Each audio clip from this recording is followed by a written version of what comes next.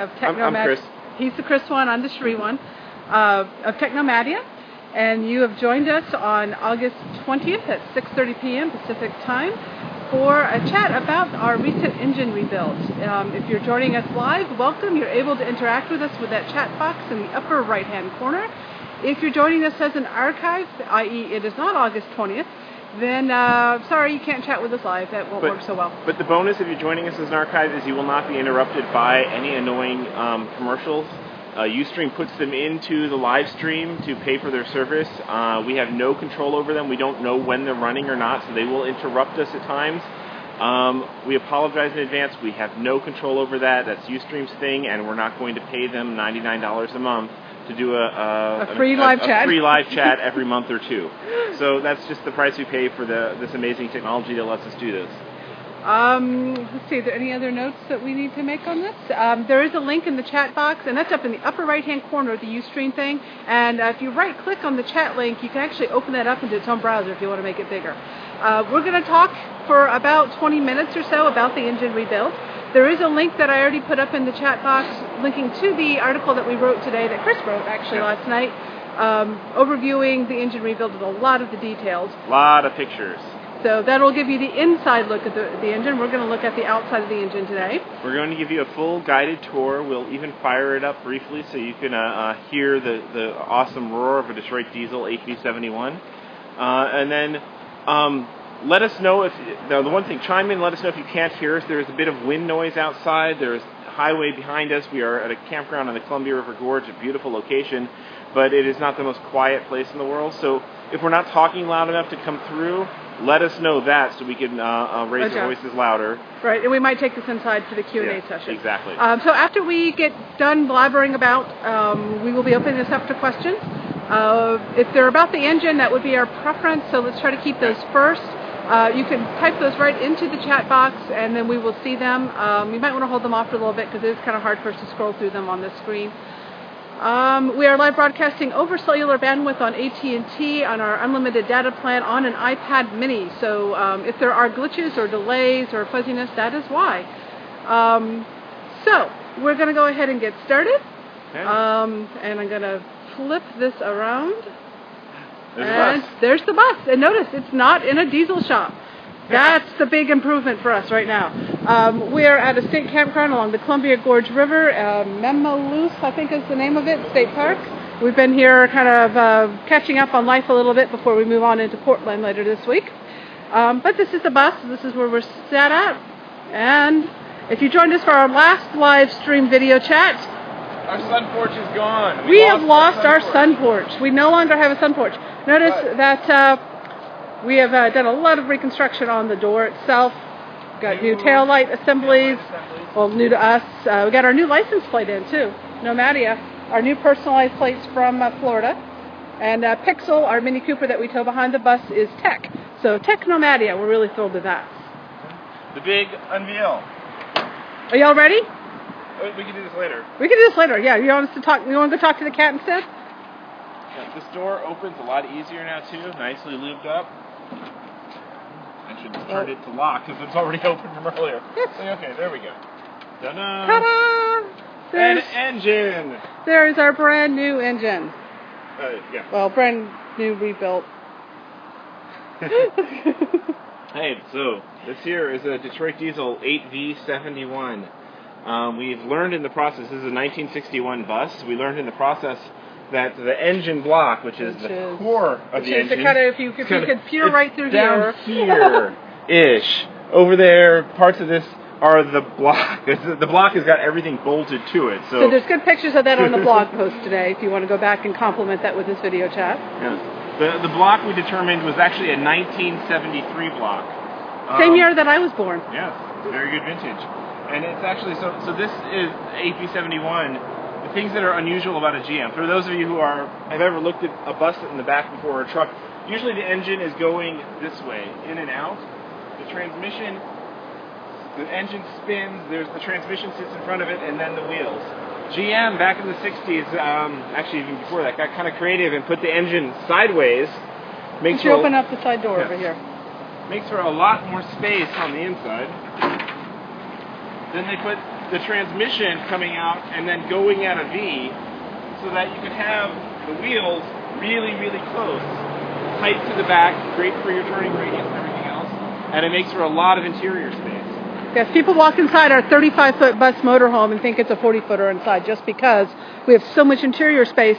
Because the engine, I mean, the back of this wall is the back of our closet. So the engine is just this little chunk, very nicely put together, but it makes for a bit of a unique design. One, the engine is kind of referred to as a lazy 8 because this on a normal truck, this way would be the top of the engine. You've got your two heads over here. In a GM configuration, it's tilted sideways, lying down on its side, hence lazy. It makes everything relatively easy to access out the back engine hatch, except for a few things that are hidden on the back side of the engine block, which we'll show you. And then the unique configuration is the V transmission, which means that there are very, very few engines and even fewer transmissions that can work in this bus. If you've right, got so originally this bus came out, it had a 4-speed Spicer manual transmission. Right. At some point, one of the previous owners, after it was out of service and converted to a motorhome, someone put in an Allison V730, which came out of a GM Transit bus. Right. And there's one other transmission that will work in this V configuration. So there's not a lot of options for repowering this bus to something different unless you get crazy creative. We've seen at least one version online where somebody extended the back of a 4106 and put in a traditional, what would be called a T-drive configuration. So this is a V-drive. A T-drive is where everything's in one line going forward. But it's a great combination, and it's a really ingenious bit of engineering and awesome use of maximizing space. So I guess we should do a tour of the engine. I think that's what the people came to see. It looks like a blueberry now. So you got the yes, we went color. Instead of going with the Alpine green, which was the original color that the 8V-71 came in. We went with the Detroit Series 60 blue. Mostly that was because the shop, that's what they had in stock, and it was easy. And we like it. We like the color. It matched the bus pretty well. If you look back, it kind of coordinates with the bus.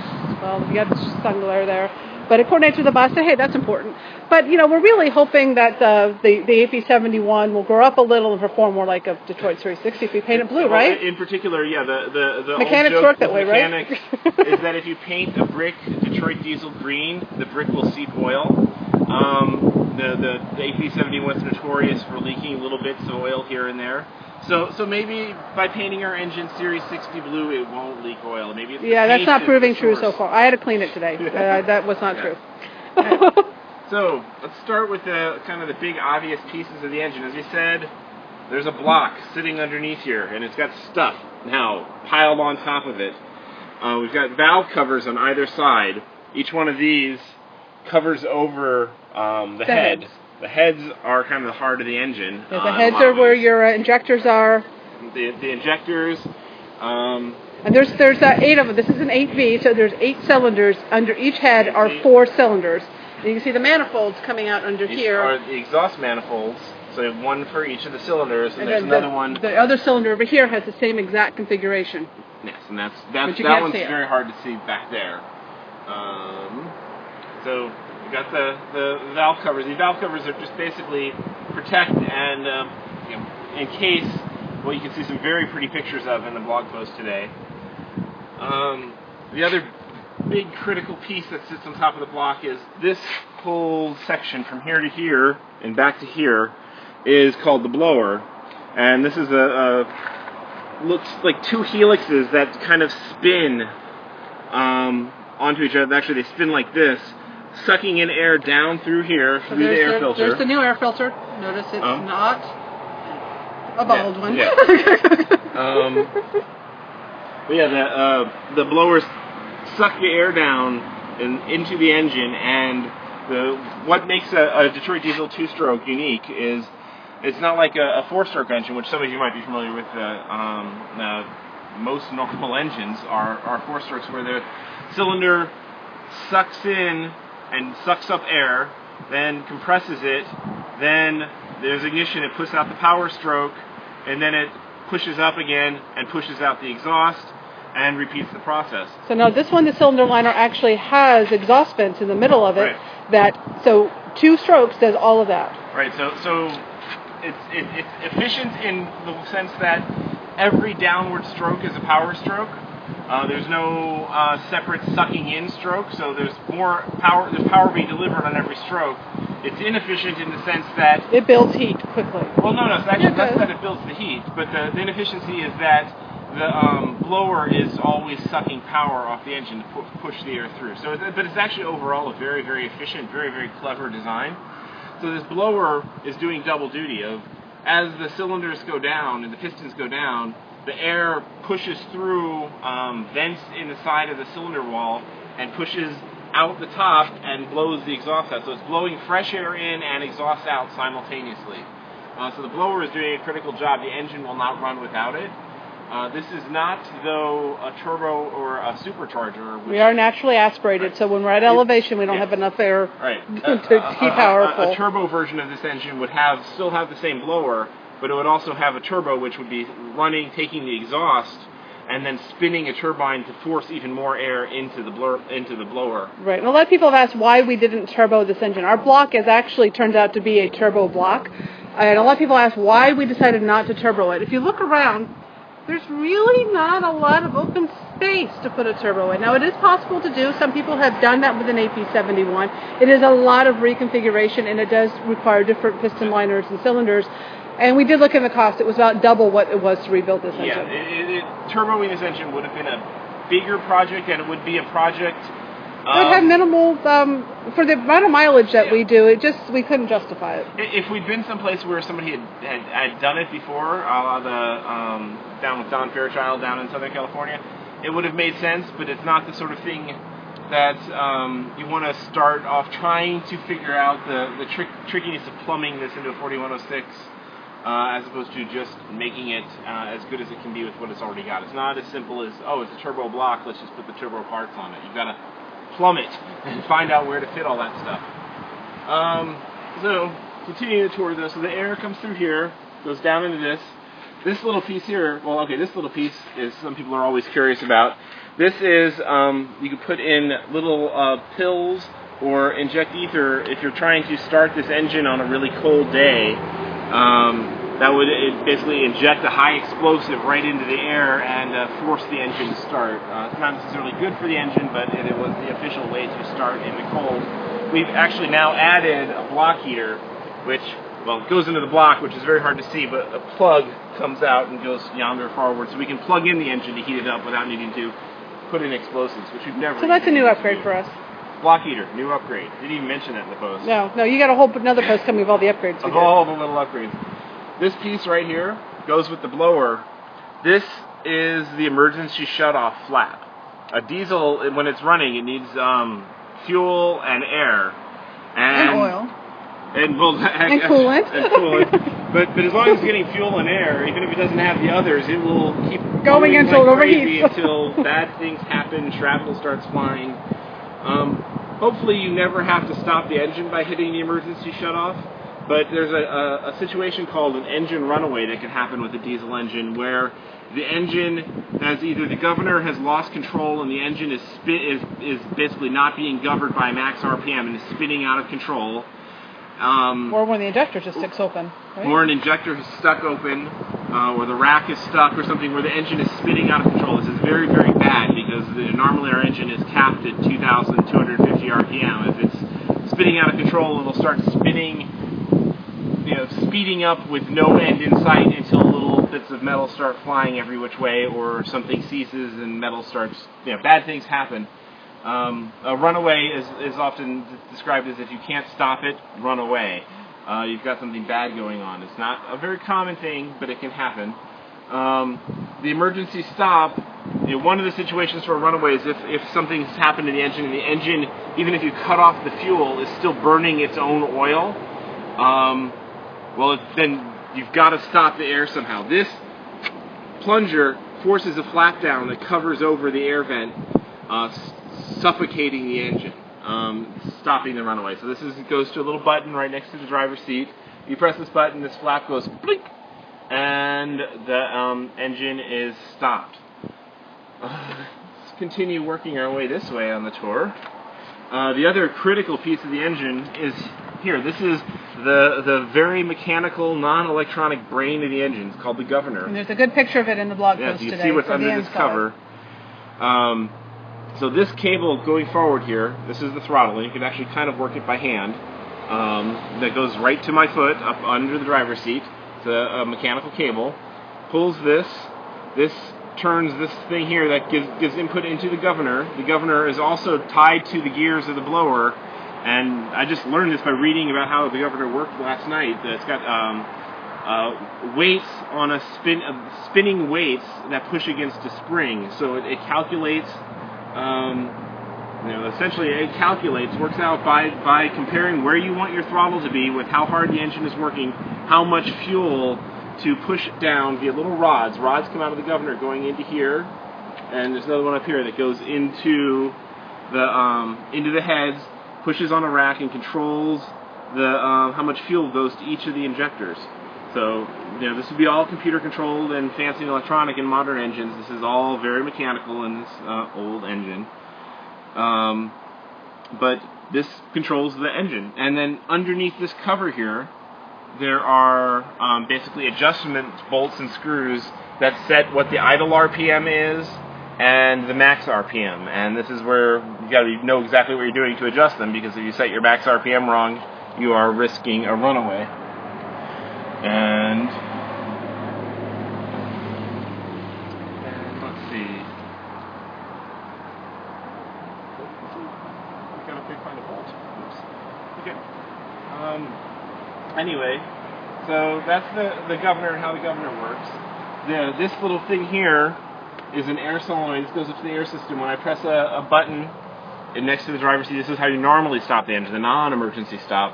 This pushes down on this lever right here, and that tells the governor cut off fuel to the engine. So this cuts off air, this cuts off fuel, and you hold down this little button up front, and it holds this down until you hear the engine chug, chug, chug, chug, chug to a stop, and then the engine's cut off. I just want to interject. Someone said this was brilliant tech for the early 60s. Actually, the 8V-71 was designed, or the 871 was designed in the 30s. Yes. Yeah, so this engine series, the 71 series, first went into production, I believe, in 1938. So this is amazing technology for its era.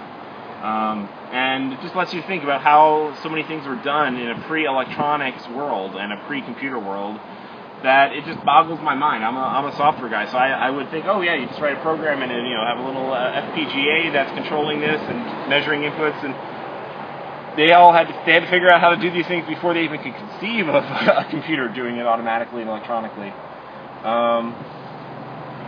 Two other little things back over here, or one other little thing.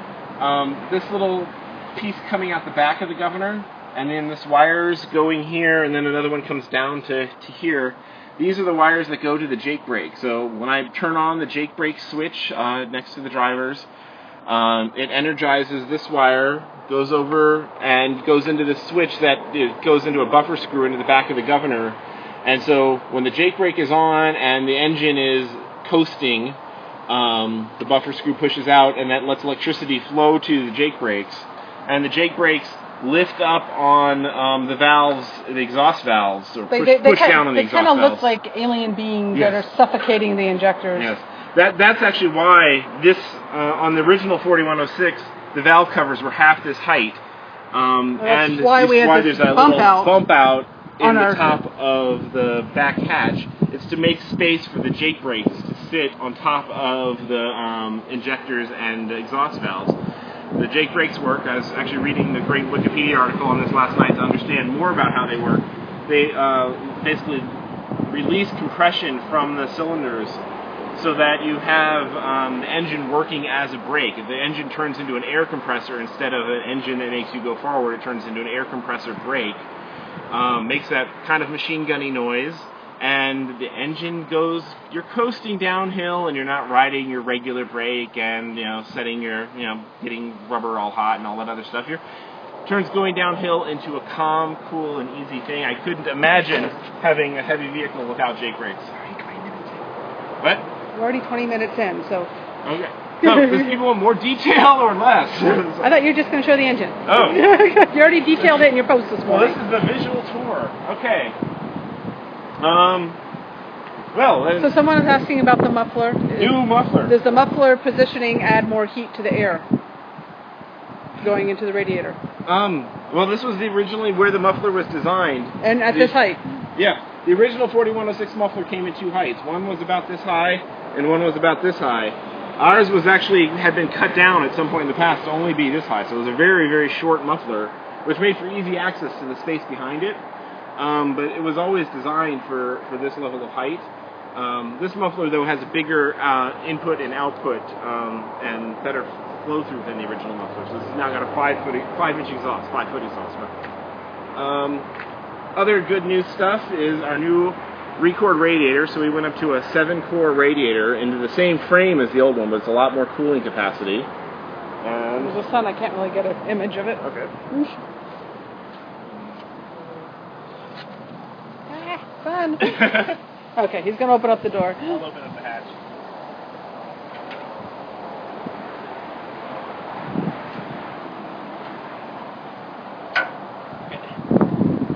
This up over here. The other big upgrade is a transmission cooler. So that is actually plumbed into the transmission oil, and the air going through the radiator is sucked right through that as well, so it cools down the transmission on big uphills. So major increase in cooling capacity. The transmission's got a dedicated cooler now, and the radiator was kind of getting old and worn out, and was only 5-core, so now it's a fresh new 7, and our engine doesn't get hot when the radiator is working. So far, yeah, we did some pretty massive, well, not really massive climbs, but we were doing some climbs in about the Ford. We crossed the Continental Divide. We were at about 4,000 to 5,000 foot elevation, and I don't think you topped out above like 187, 189, maybe. Yeah. So the parts that do that is in here is where the thermostats are. You can see the coolant is flowing back from the heads, goes into the thermostats and goes over to the radiator. Fans behind there. Let's see. These are the fuel filters. There's a primary and a secondary. One is before the fuel pump and one is after the fuel pump as the fuel comes through. This big piece back here, that's our big 220 amp alternator. Puts out a lot of power. We've just actually had it overhauled and now it's putting out a lot more power than it used to. We actually measured a full 220 amps flowing up to our house batteries when I had the bridge on. We were easily able to power our air conditioner. Next to that, coming off of here, this is the power steering pump. Pushes the power assist fluids all the way up to the front of the bus that make turning a lot easier. Here is the air compressor. Sucks in air through this little filter here and powers the air system of the bus. Saw the big transmission over there. And this is the other part of the transmission cooler. This is where the transmission oil and the engine coolant mix. And then way back in there on the back side of the block is where the starter motor is. So that's the hardest thing on the engine to get at. You have to be sitting in that little chamber down behind the engine and working kind of blind with your hands reaching through holes, or you have to disassemble the bedroom or take the whole engine out. So starter is hard to get at on the back side of the engine over there. And let's see. Kind of really hard to get images of back behind the engine. It is hard to get images. It was so awesome to actually see it all opened up and actually get to really understand, touch, handle everything in the engine. Yes, yes. So there's a signature. We had all of the mechanics who worked on the engine sign our bus. Mechanical artists. They didn't read the fine print up there that says that they are on call to us 24/7 for any support, but you know. Yes. Okay.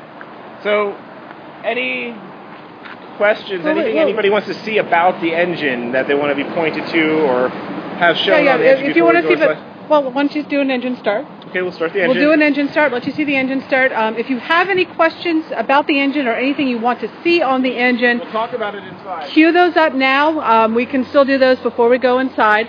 We're going to go ahead and do an engine start here. He's going in to turn the master switch on. But if there's anything else on the engine that you want to physically see while we're still outside, go ahead and cue those questions up now. And we'll address those after we do the engine start.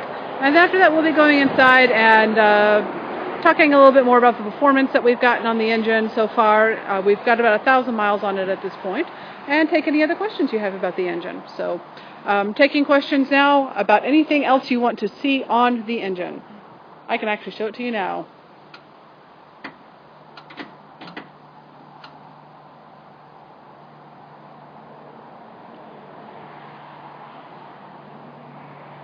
That's actually a good idea about the mashup of the video.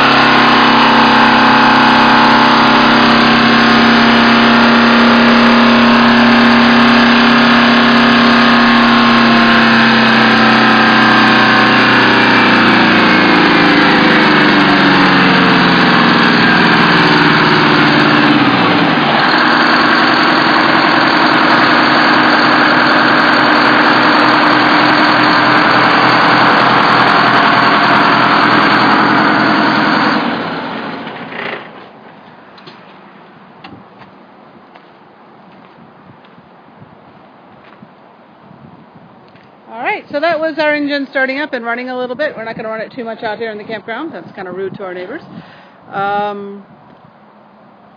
Let's see. Have the performance specs changed? Actually, the performance specs went down. In some ways, they went down, yes. Well, we had N70 injectors on the engine beforehand, and we decided to go with N65s, which should take off about 15 to 20 horsepower. Ish, maybe on hills. Maybe. But I'd say so far... So far, there's really no noticeable decrease in power. If anything, it feels like there's more power and smoother power, more reliable power. Engine feels and is running great. We can talk about the performance when we're inside. Yeah, Any other questions about... Anything else anyone wants to see on the engine? We're going to button it up and go inside. All right, we're going inside.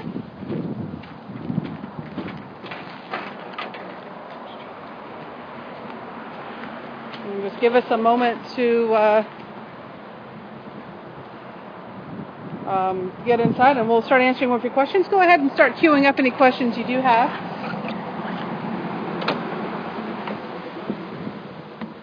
I'll give you a sneak peek at the new dash gauges. That's another improvement we did on the bus while we were parked. Our Technomatia logo. Those glow at night. We'll be doing a post on those soon. And there's Kiki doing her job. Hi, Kiki. Say hi.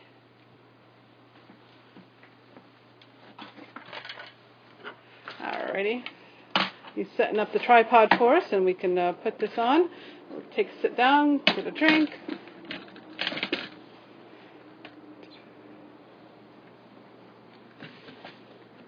Pop right in there.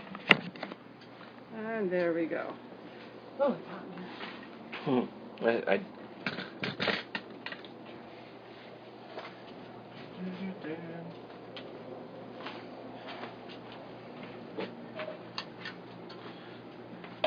Two of the most essential things for working on the bus: the old vintage Detroit diesel maintenance manual for our engine, and this was the 1963 edition, incredibly useful. And then, even better, is 1961 GM maintenance manual for the 4106, which has so much awesome detail of all the systems in the bus. Couldn't survive without these. Those were out frequently, and our mechanics seem to really appreciate having that information. Yes. The other trick that we learned was we took lots of photos during the disassembly, and we were out there with our iPhones and iPads with our photo album on there, frequently referencing those during the reassembly. A little bit closer.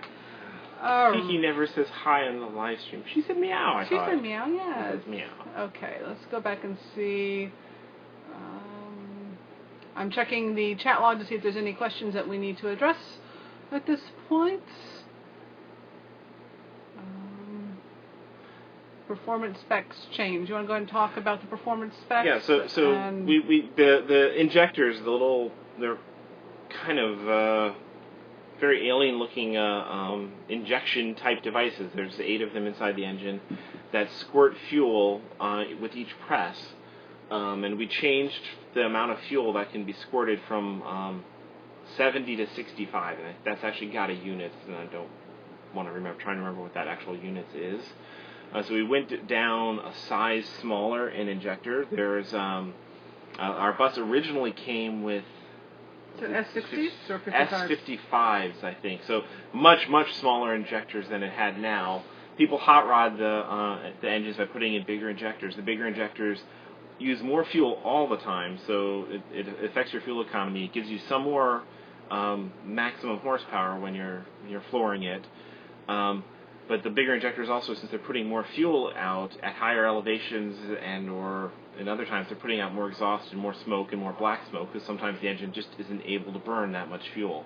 So after consulting with lots and lots of people and weighing the balances between them, we thought that sizing back to an N65 will give us the best combination of clean exhaust, cleaner exhaust.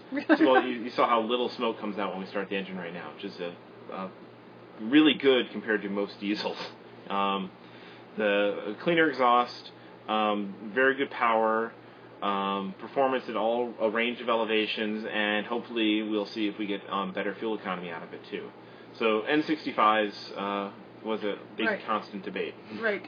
So it's really hard for us to compare the before and after the performance, because you have to keep in mind that most of our traveling beforehand was probably at elevation under 2,000. Oh yeah, much sea level mostly. And we broke down the elevation about 3,500. So that was kind of our first time doing flat spaces at elevation. Yeah, we'd been through. I mean, we'd been to Flagstaff and we'd been through the Southwest and stuff, but we really hadn't done. Particularly when we first got the bus, we didn't know what we were looking. We had no idea what to expect. Right.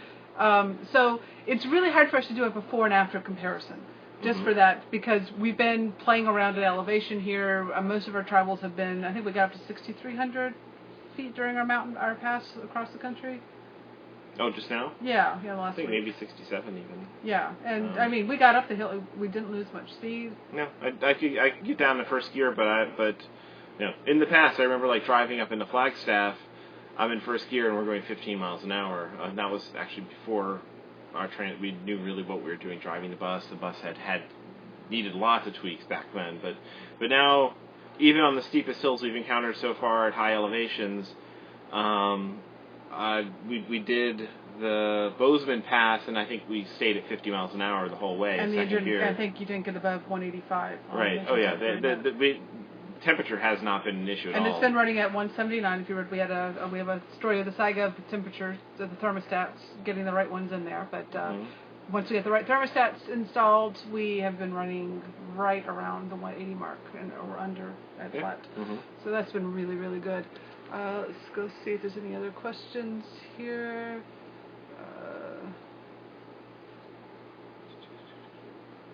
Your engine looks too clean to be Detroit. Are you sure you put oil in it? Actually, it's leaking a lot more oil because it's got 30 weight in it during the break-in. And there's another question about the break-in period. A lot of the break-in was done on the dyno during the testing phase. They ran it at full throttle and various loads for over an hour. So that did a lot of the initial breaking in of the piston liners and cylinders and things like that. We now have 1,000 miles on it. We did at 500 miles. We did change out the oil filter as recommended by Interstate. Did that on our own. Did it well. We still have the old oil in the Mini. We need to go drop off somewhere though.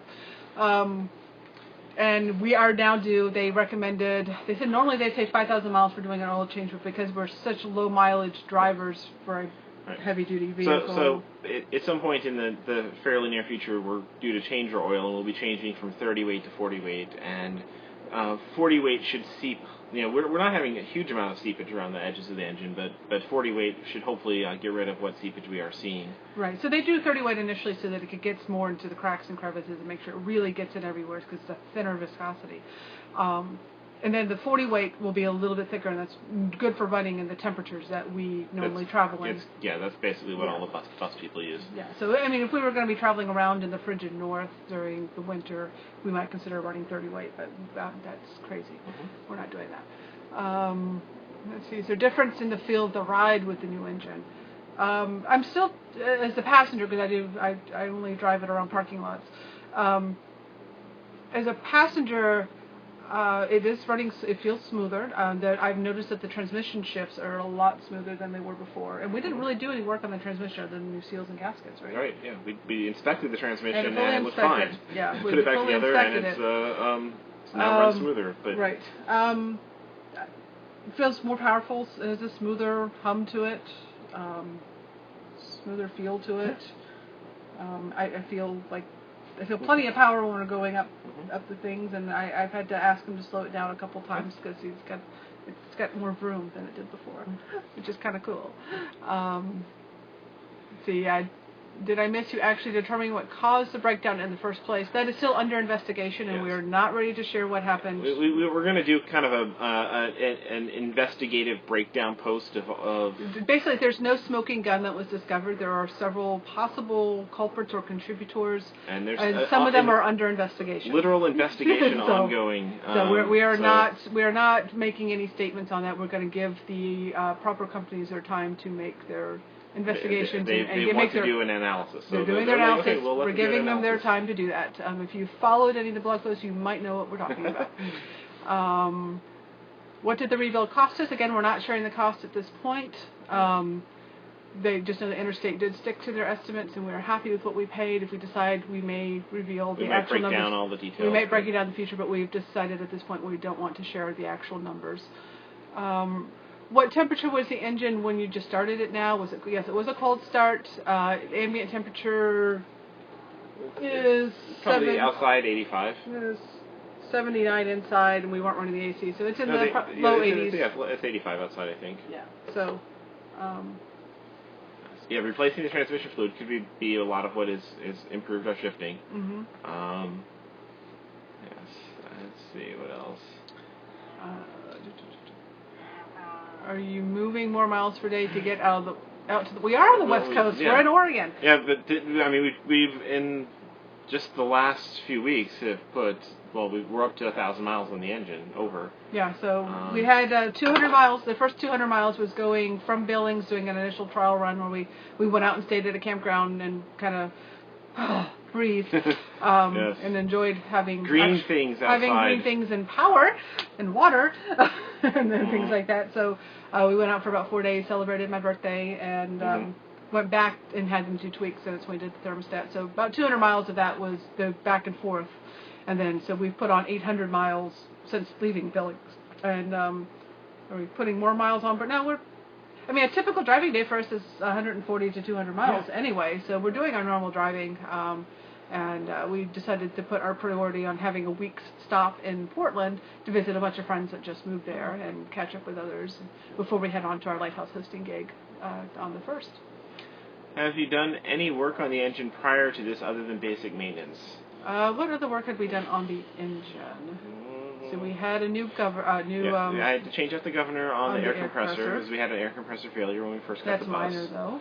Yeah, it turned out to be very we had a new seal done between the drive shaft and the transmission. It had to be done. Going forward. Right. But as far as like engine work, we've never had the valve covers off or poked around in the heads or. We had no ideas that we had N70s inside our engine, and we had a cracked exhaust manifold that we had just replaced. Back in May. That was a fairly simple process, particularly because it was the front, the exhaust manifold that's accessible. The other one would be a lot trickier. But really, other than that, the engine has been exactly as it was when we bought it. Yeah, most of the other upgrades that we'd done to the bus was putting air suspension new air suspension bags, redoing packing the bearings on the tires, more of the air leveling system, new tires and wheels. Yeah, we've put a lot of money into the bus, but we hadn't had any. We kind of expected this day would come where we had to put some stuff into where the engine would need major work. Keep in mind, we bought the bus for $8,000. When we were doing our research on buying a bus, it was made very clear to us, thanks to the bus community, that things like this happen, and there's really no way unless you have, we could overheat again. Something could happen on this one. There's buses that have sat. For our bus, for best we can tell, had in the prior 15 years before we bought it, had only been driven around 1,000 to 2,000 miles. And it had been sitting in hot Arizona sun with everything that could cracking.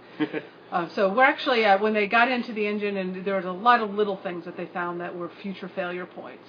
And our mechanic Jamie actually told us as we're leaving, he says, "I'm really, really surprised you got 2 years and that many miles on the bus without breaking down before this."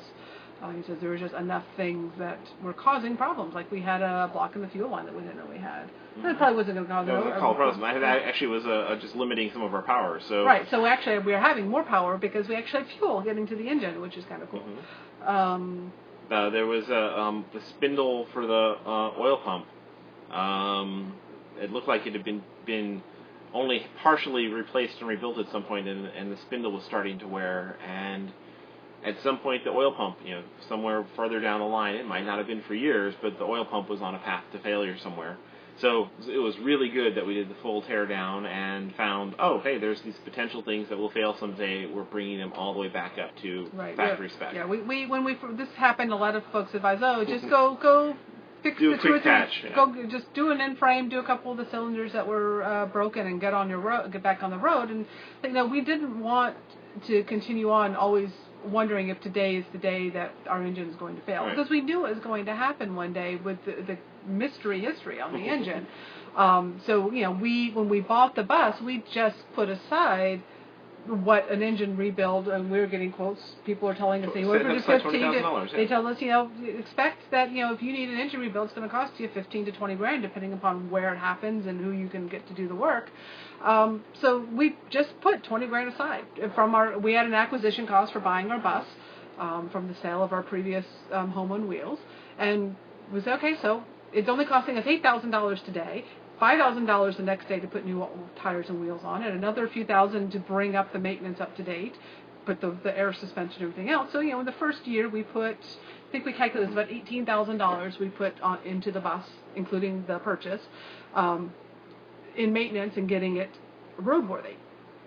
And we had the other $20,000 put away for an eventual major engine overhaul or a major work. That was about our estimate that Interstate gave us, was right around the $20,000 mark, and they stuck to it. Now we added a lot of other stuff to it because we decided, we don't want, if a blower's going out or we'll do upgrades. We'll take advantage of things being off, like rebuild the alternators, rebuild the starters, just proactively, just in case. Do them now while they're all apart. And we're already seeing the benefit of we're getting more power out of the alternator. We never knew that we were being robbed there.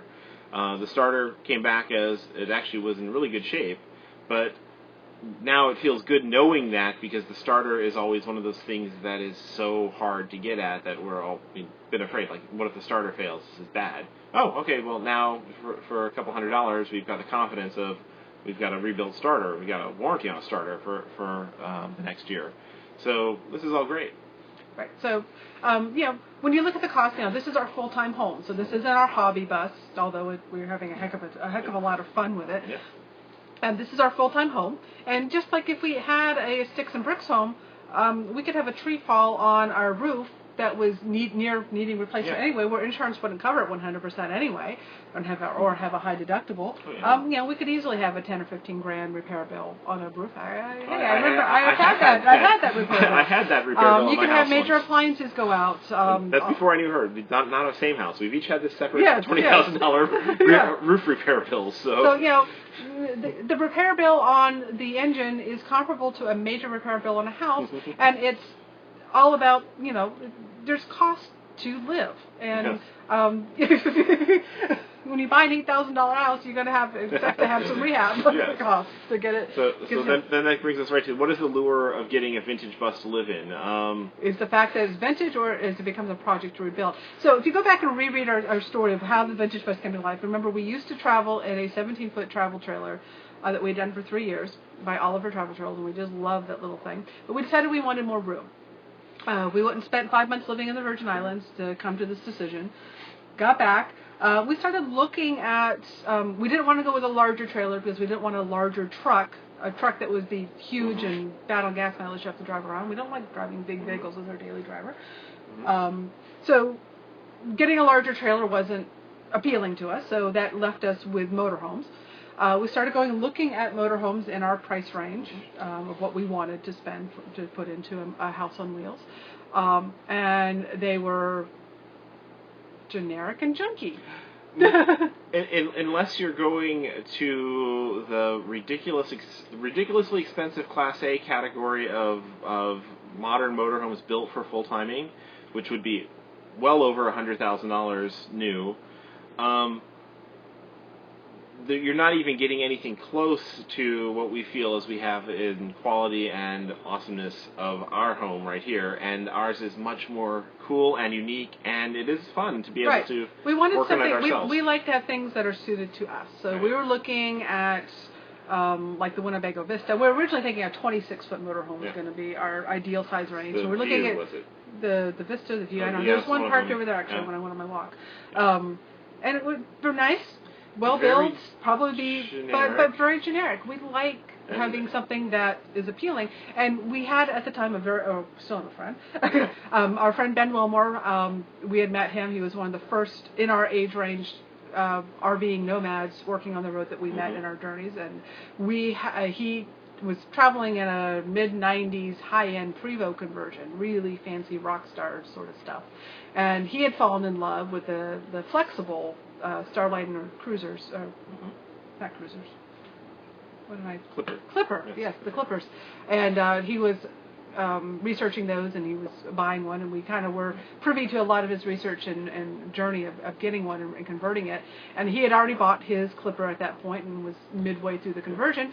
And through that research, we had learned a lot about the advantages of a bus chassis over a motorhome. They're going to last longer. But buses are built and engineered to go, a million miles. They're built to be in service and to be used heavily. And carry 41 people or 50 people, and whereas most motorhomes go off when they drive off the factory floor. Once you fill the tanks, you're pretty much already overweight before you even carried your luggage on board. Right.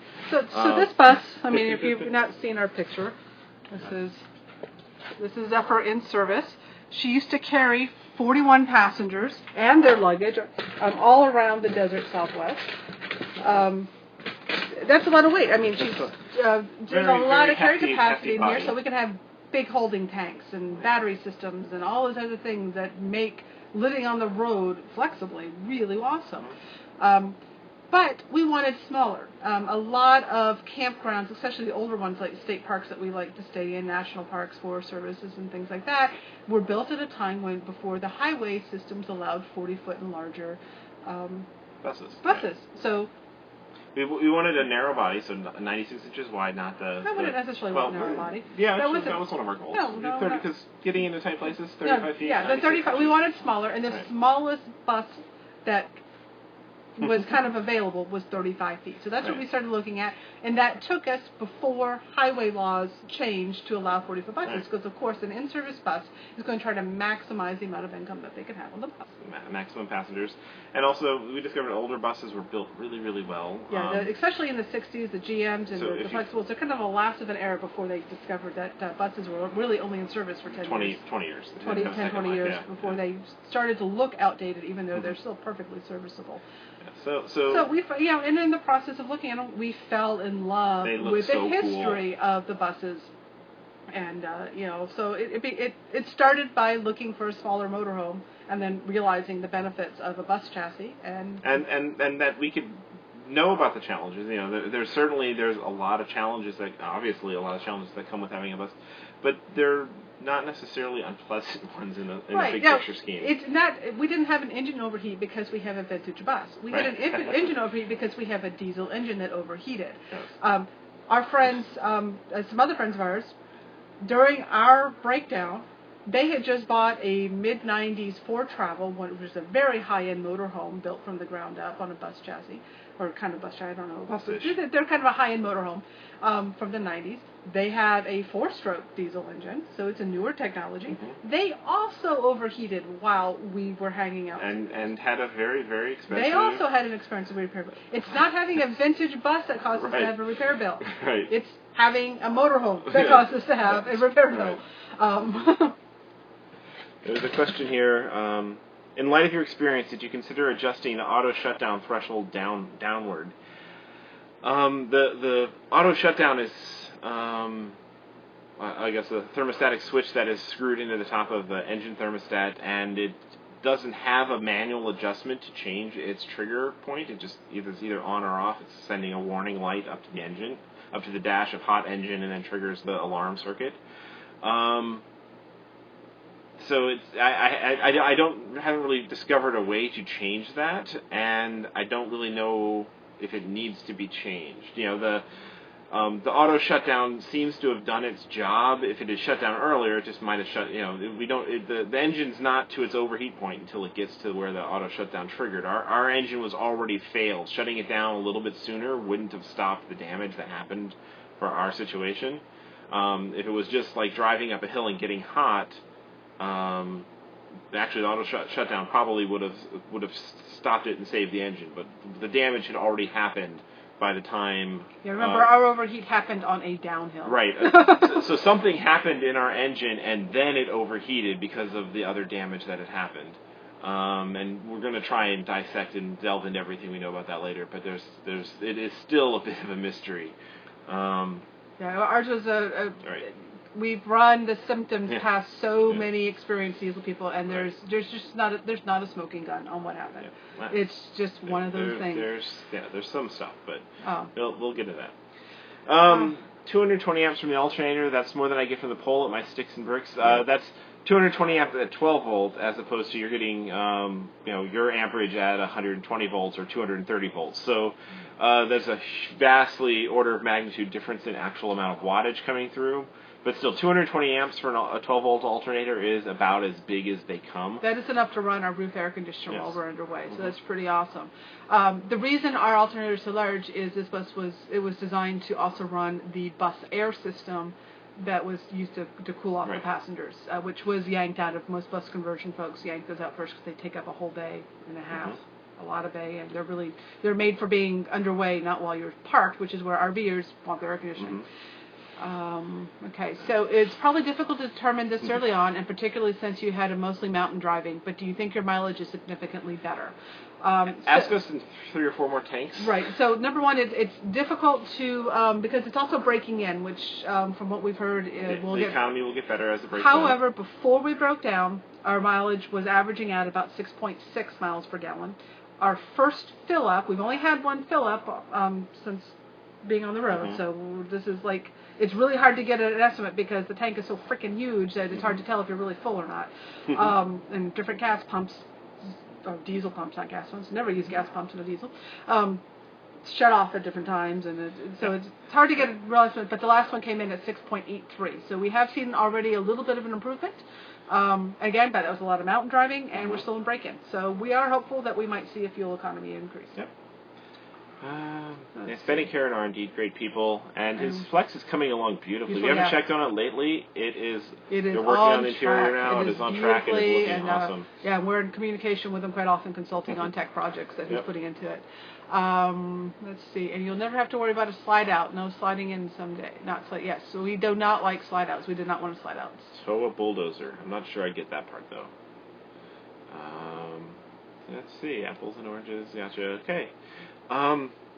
Any other questions that might be percolating people's mind, particularly about engines or our process of living in a parking lot for a long time, months? Yes, our last video chat was kind of about living in the parking lot, but we'd only been doing that for a week, and we thought it was kind of quaint. We actually did come to love living in the park. It was sad to leave Interstate. Yeah, it was home. We got pretty comfortable there. The folks there just treated us so well. I mean, everyone. They started calling us family. They gave us shirts and hats and made us part of the crew, and you know we were allowed to walk the floors. And they didn't mind us asking questions and taking pictures, and actually they appreciated. There was a mutual appreciation going on that we were all working on this as a team. And sharing ideas and solving problems and diving into manuals. I was sharing research I'd dig up on the bus forums. Our service manager would actually go and do research online, and we'd swap and compare notes.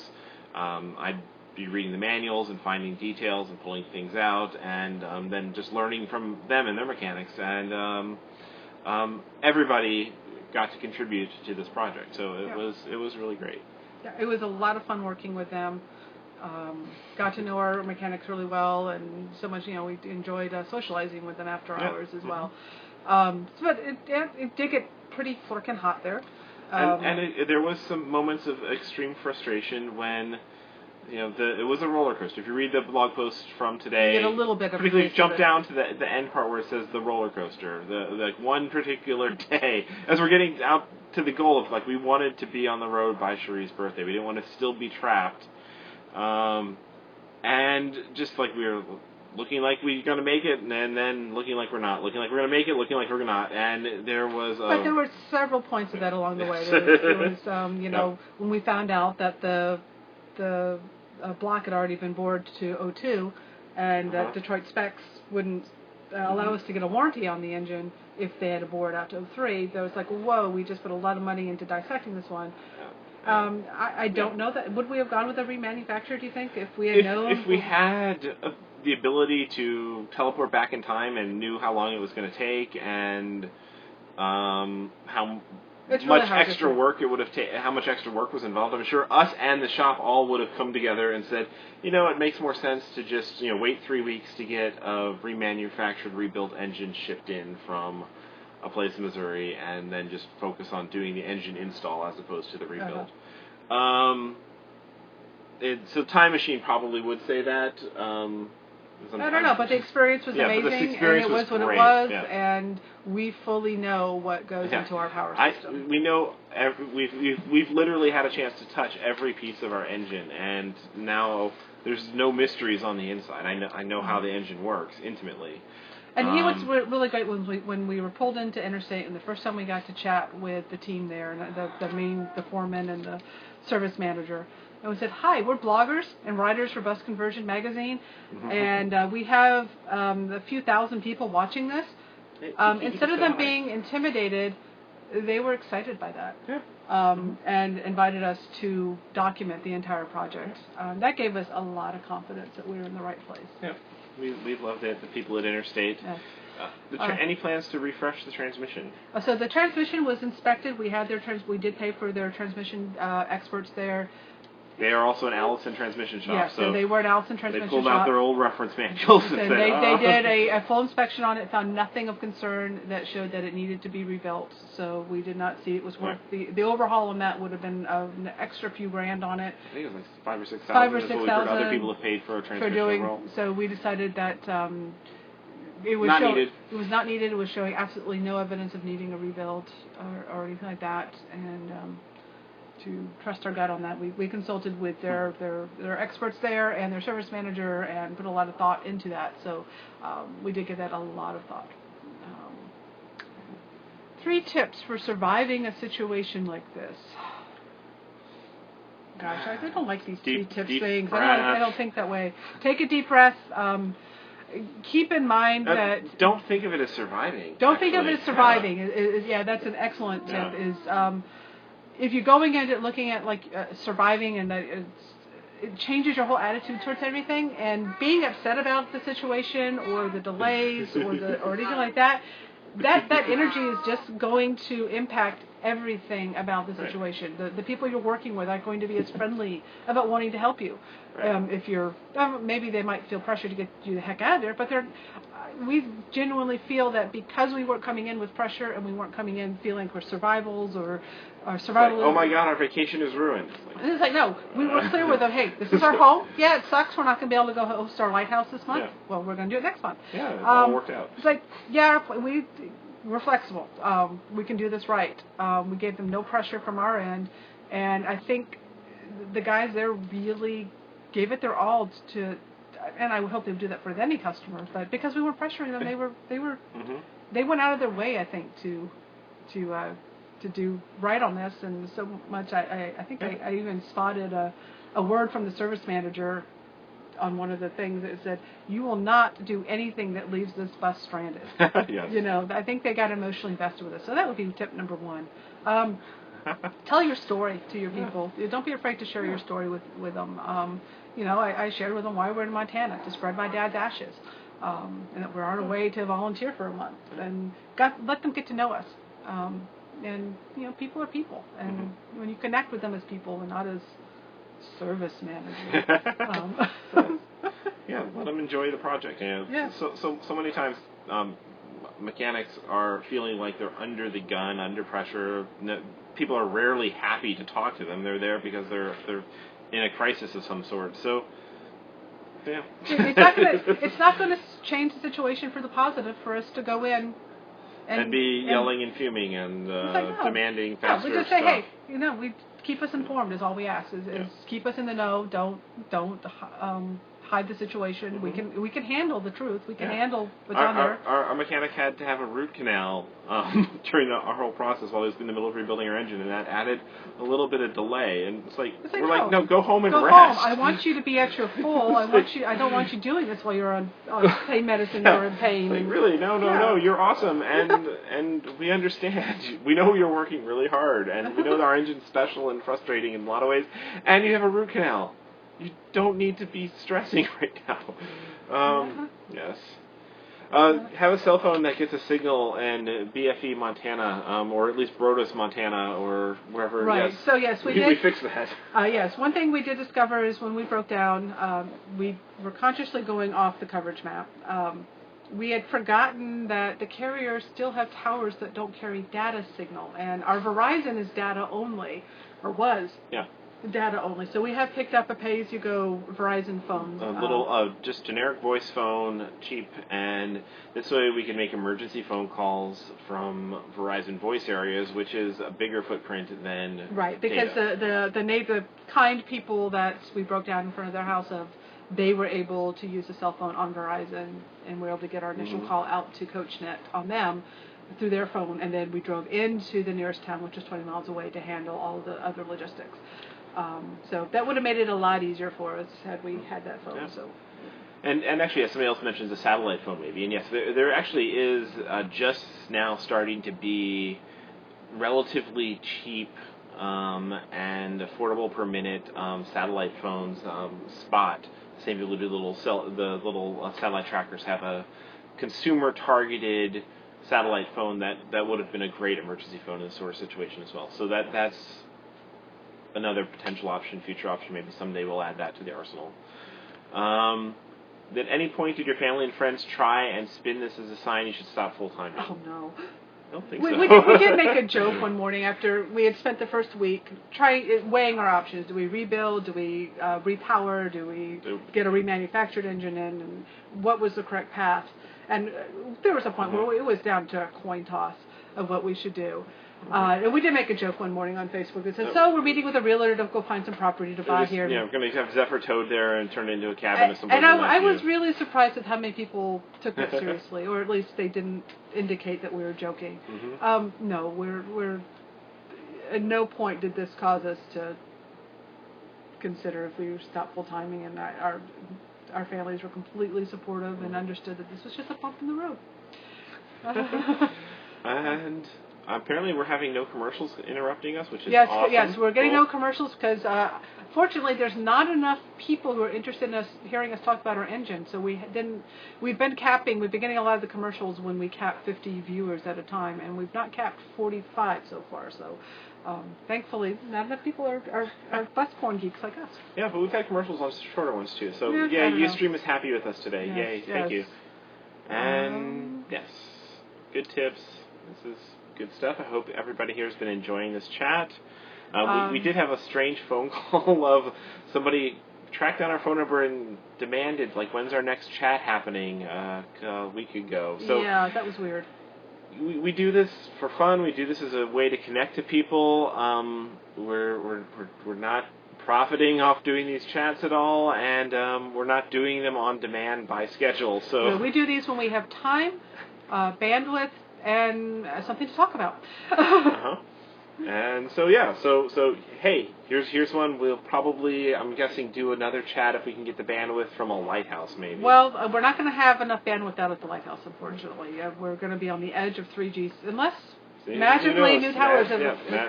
But we might go into town and try to do a chat from there. But yeah, we do them when they're fun and we have something to talk about. If anyone has any further questions, whether it's related to the engine or not, maybe about pneumatics, we don't mind chatting for a couple more minutes. Yes, we did share our phone number when we're broken down. Oh yeah, we our phone number, my phone number in particular, is not a secret. Mine is. Yes. That somebody would call on an early morning and say, when's your next chat, your video chat? It's been too long, and I'm waiting for your chat. That's kind of a weird and a presumptive phone call to get. So whoever you are who called, if you're watching, that's kind of crossing the line. But this is our personal blog. but yeah. We're excited that you're excited. On the other hand, we had a lot of great random unsolicited calls from bus nuts offering a lot of fabulous and great advice. That's why we're approachable online. We don't hide our email addresses. We're easy to get in contact with. My phone number is very out there. So for good reasons, yes, use it. For strange reasons, it's kind of strange. But okay, that's anyway. Hopefully your next birthday cake won't be on the engine. Hopefully we'll still have the engine next year, but yeah, we might not need to use it as a table next time. And yeah, this has been a good chat. I hope you all enjoyed a tour of the engine. If you haven't checked out today's blog post, there's a lot of beautiful photos of the inside of an 8V-71. I tried to explain how they work. I think anybody who's at all an engine geek will love it. And if you're not, there's a video that goes through them really quickly and has some cool music and makes it an emotional experience. So whichever way you go enjoy the blog post from today. So we'll start scheduling some other video chats in the future. We appreciate you joining us, and we'll see you around.